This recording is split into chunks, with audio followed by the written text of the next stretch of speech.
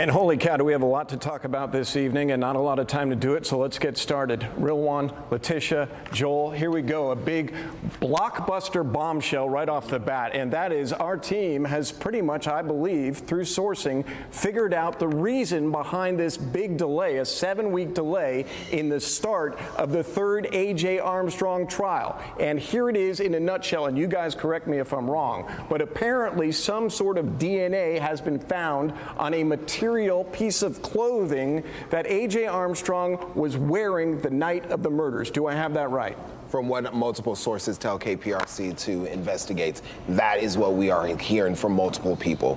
That's what has led to this 7-week delay. Here's my very first question off the bat is why has it taken 7 years and now a third trial to find this little speck or whatever it may be on the clothing? That's what the defense will likely be asking. That's what prosecutors will have to answer to. Letitia, what are your thoughts on all of this? First one, be clear, you weren't the one who told us any of this. You're not part of the sourcing here, but your thoughts on all of this. And thank you for that, Ruan. We do want to make that very clear that I had no reason to know any of that other than your team and the effort they put behind finding out the reason for the delay.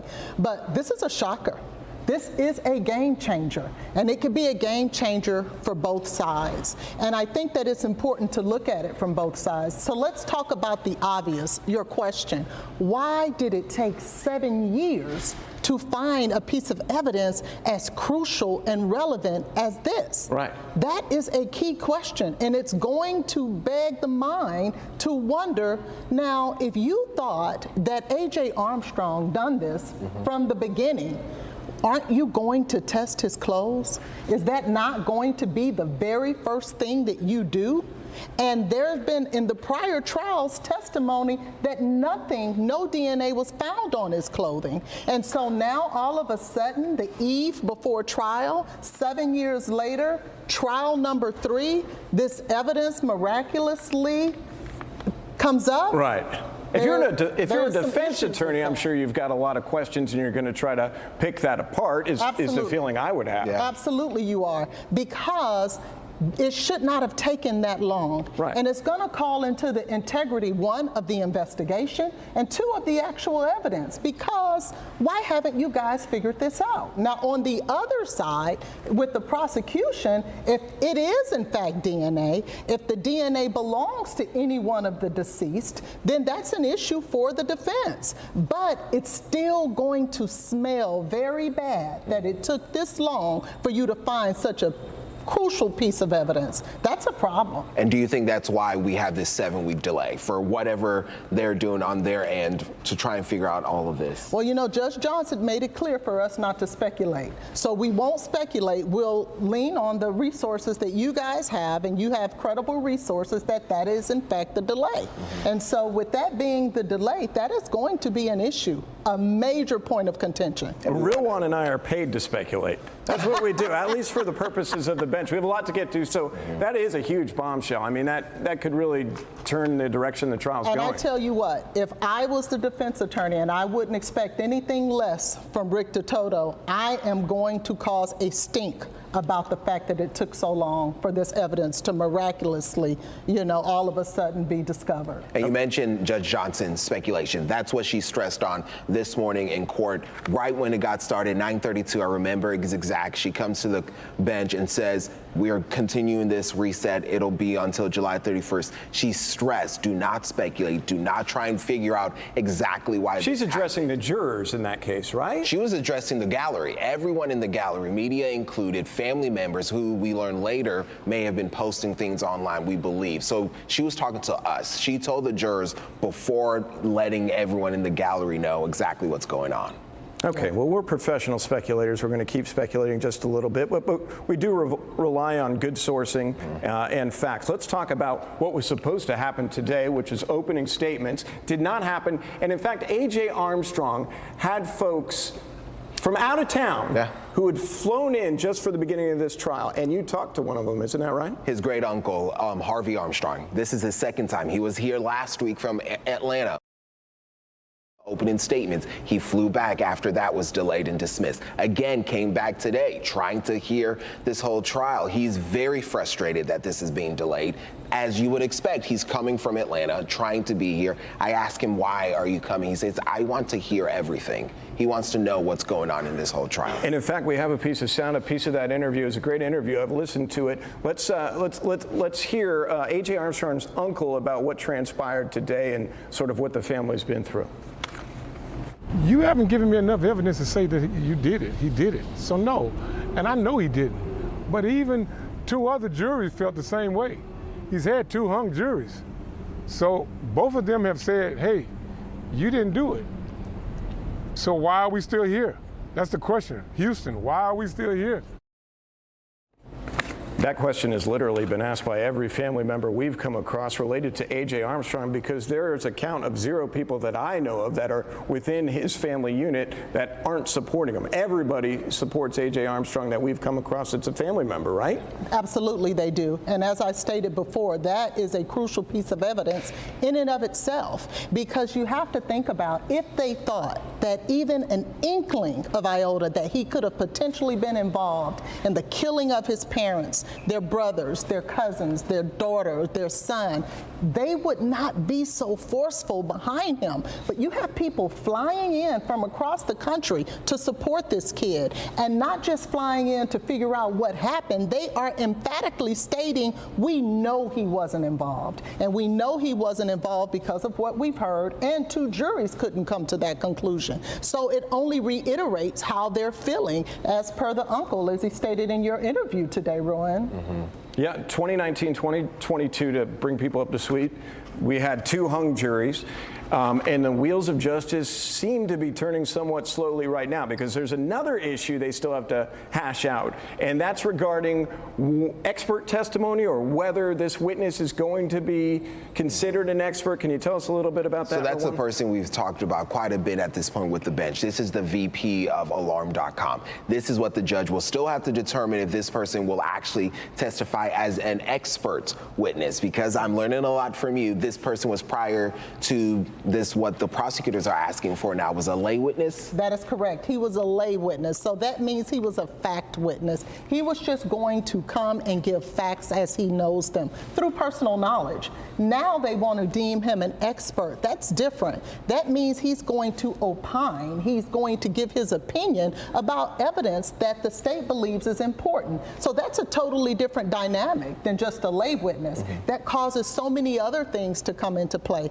Is he qualified to testify as an expert? The defense has a right to have their expert contradict what he may say if the evidence leads to that point. So issues to hash out. We only have about a minute left, and I want to hit one more thing before we send it back to those guys, and that is what now becomes of the jurors. These 16 people, it's 10 men, 6 women. Mm-hmm. We kind of this morning on the bench on KPRC 2+, we kind of laid out more about that group and some of their characteristics. But what do you do with them? You just hope and pray as a judge that they're not going to see the news, or what? Well, you give them strict instructions. You hope that they uphold themselves to the law, as they took an oath to do, because they took an oath, and they took an oath to follow the rules of the law. So she was going to be strict about that, and she hopes that they do that. And we can only wait and see. Okay, we are out of time for now. We are going to continue this conversation, as I understand it, on KPRC 2+, so we hope you'll tune into that. We have a very special guest we're going to introduce during that segment. For now, let's send it back to you, Danny. Thanks. All right, Joel, thank you for that. Still ahead in news, a probation.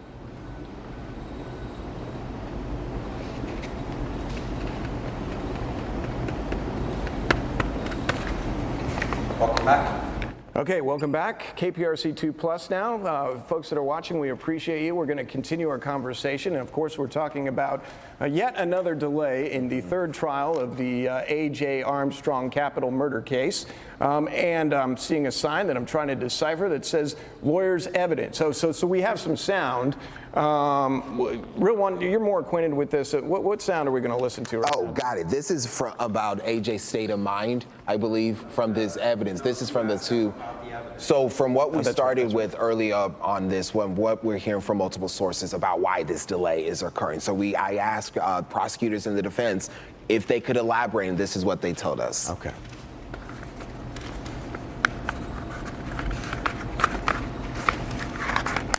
Ray, can you talk to us a little bit about if this has anything to do with any possible DNA evidence found the night of on clothing? I'm not allowed to talk about the case. Can you say anything to the fact we're hearing there may be something with DNA evidence on clothing from the night of the murders? I can't say anything. I'm sorry.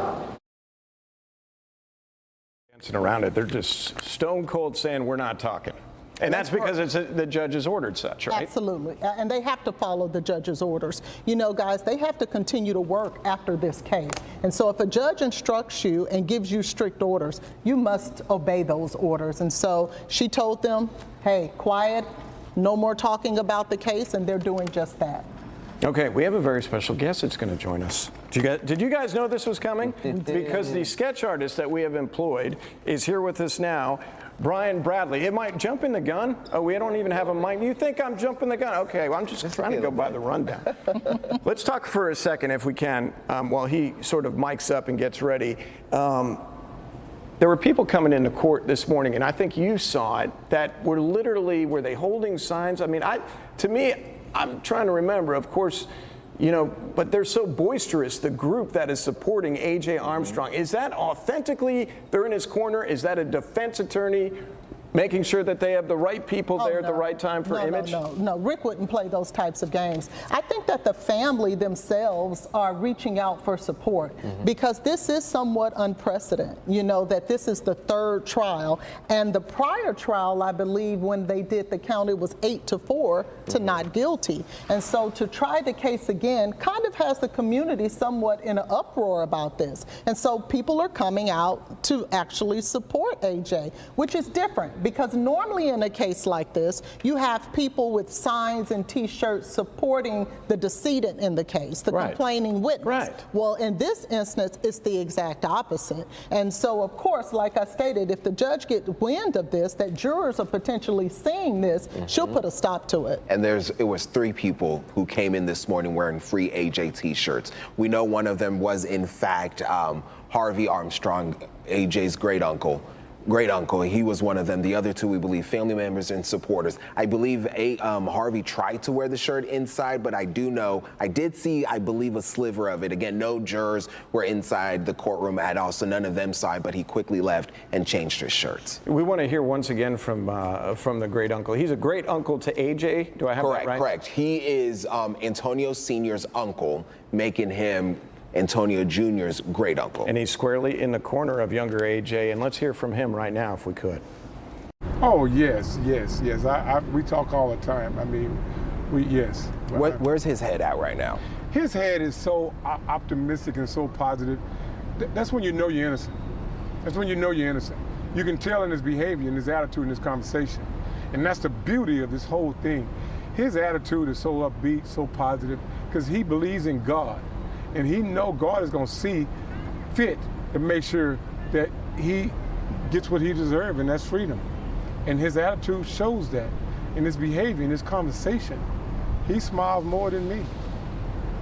Let me ask you this. Why was it important for you to talk with us today? Why did you want to talk with us today? Well, I really didn't, but somebody chased me down, but I won't go there. I just wanted to say I wanted the public in Houston to know what we're after here is justice. We're really after justice. It's not just about my nephew. It's about justice in the city of the Harris County area. We want justice. We want it to be fair for all. And so for me, it's just very important to let the public know, guys, all we want is justice for AJ, but justice for all. Fairness is for all. Black, white, Hispanic, Asian, Filipino. We just want justice.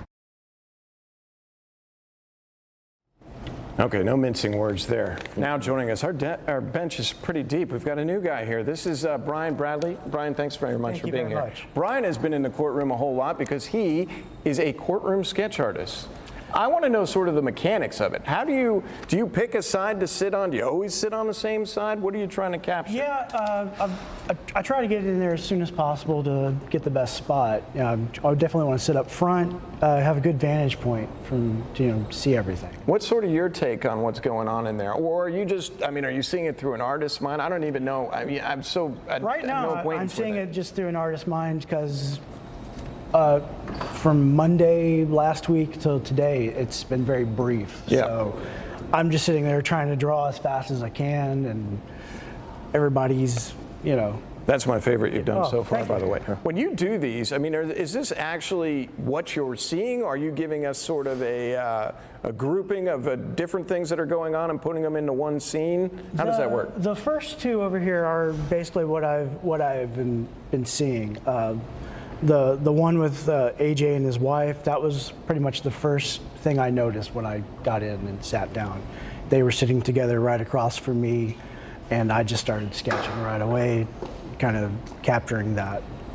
Have you been able to finish? I mean, the proceedings have been so quick at this point. Can you finish sketches in the courtroom? The first two, I did have to finish them because everybody had already left at that point. So it was kind of like being the last kid in class, trying to catch up, and everybody's already gone for the day. That's how I felt. But just trying to capture that emotion that had happened, even though there wasn't really much to do. Interesting job you have. Not your regular. Is this your first trial, by the way? This is the first trial that I've done sketches for. What's your day job? It's a forensic artist for the Houston Police Department. Like wanted folks. Mm-hmm. Is there a difference between the two jobs in terms of how you tackle the subject? Like this one is just very rapid, very quick. With being a forensic artist, of course, I have more time. I can sit there and interview somebody and draw things out. You have an interesting job, and you seem like you're very talented at what you thank do. you. Hey, can we wrap it back real quickly? And Brian, feel free to sit in on this, but we've got to go back to the big news of the day here, and that is the reasoning behind this 7-week delay. First of all, 7 weeks sounds suspiciously familiar to me, Letitia, in that how long does it take to do DNA testing? Does it fit that sort of, those confines of 7 weeks? No, it doesn't take that long if you doesn't? rush it. I mean, now on the normal basis, you get in line. Okay? There are cases that are in front of you, but the actual testing itself does not necessarily take very long at all. Why 7 weeks then? Why July 31st? Why is that the magic day? You have to think about, number one, that the case has already been delayed for 1 week. And this is not a short case. This case was anticipated to take 3 to 4 weeks. And so now you're going to be delayed yet another week. So now we're 2 weeks behind. So you're taking a 3 to 4 week case and now making it a 6 to 7 week case. You can bet that there are people who have conflicts in their schedules during that time. And so what normally happens in an instance like this, when there's this long of a delay, everyone reconvenes and figures out a date that's most convenient for everyone. Have we heard of such a reconvening scheduled yet? Not yet? Not yet. We know they're supposed to start back July 31st. Oh, so they won't even tackle that issue until July 31st. That's the day they're to start back at trial. So that's when we can expect to hear the outcome of anything pertaining to DNA. Do we think we'll hear that July 31st, or do you believe it'll be obviously through the trial itself? I think it would be both. And because you got to think about it. We're on the eve of trial, and you're coming up with new evidence that is as crucial as this. There's going to be some fighting about that. I know if I was the defense attorney, I have a lot of questions that I want to ask a lot of people as to what the heck has been going on over the last 7 years. How rare is it something like this happens? I mean, this is your game. You know exactly how these things go. How rare is it for this to happen? It's pretty rare. Not to say that it hasn't happened, not to say that it can't happen, but it's something that is very rare, especially after you've had 2 trials where people have testified that nothing like this was found. Right. So At this that's point, the issue. at this point, pure speculation. I'll say that up front. But wouldn't it be prosecutors going to say that, well, we brought in a new person, someone with a better set of eyes or with advanced tools or whatever it may be, and they notice this thing? Absolutely, and that sometimes happens, right? It's the 3rd time around, and so prosecutors saying, let's beef up our case. Let's bring in someone who has a little bit more experience and have them take a second look at everything. That is certainly something that could have happened. I just find that hard to believe that it happened on the eve of trial. I know, it's pretty strange.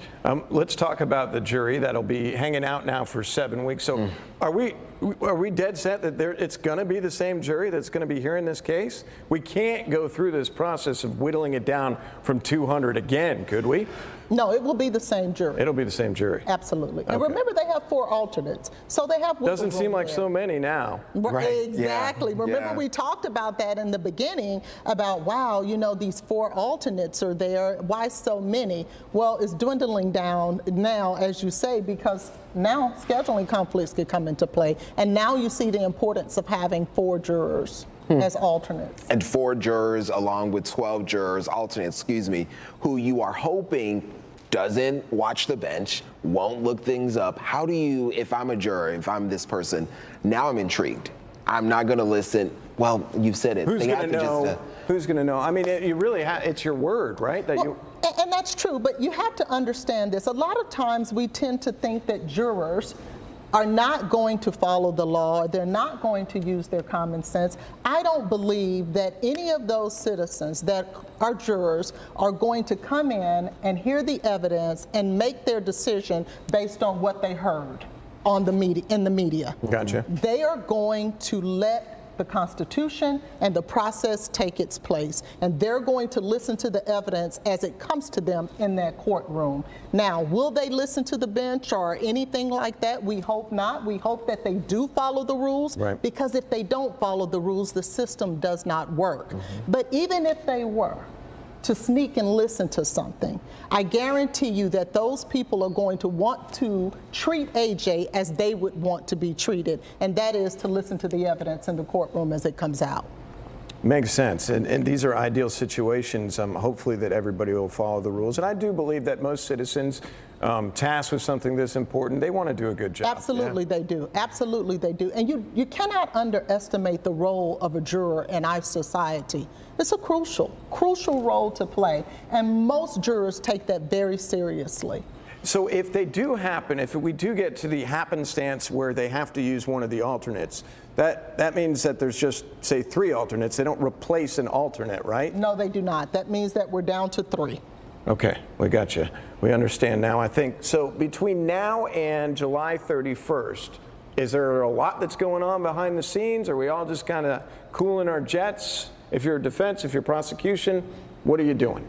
At this point, we're looking at our calendar to all the judges and the prosecutors and the defense attorneys who we told we were unavailable to go to trial because we're going to be in this 4-week trial. They're now looking at their calendar saying, okay, who do I need to handle? How can I get some cases out of the way, you know, since we do now have this 7-week restart? So they're going back to their offices, they're looking at their dockets, they're trying to clear some things, and at the same time, they're prepping, you know, for trial to start on July 31st. Brian Bradley, courtroom sketch artist, are you like clearing your schedule and you'll be available? Oh yeah, no, I'm willing to go for it. Go for it? All and right, we have go for it. Brian here because obviously cameras aren't allowed in, and so this is a way we can bring the audience inside the courtroom to see some of these great pieces. I'm ready to draw. So I'm ready to draw. I like to hear that because it is a little different this time around. We had cameras in the courtroom for opening statements in 2022, correct? Why not this time? I think that the judge is concerned.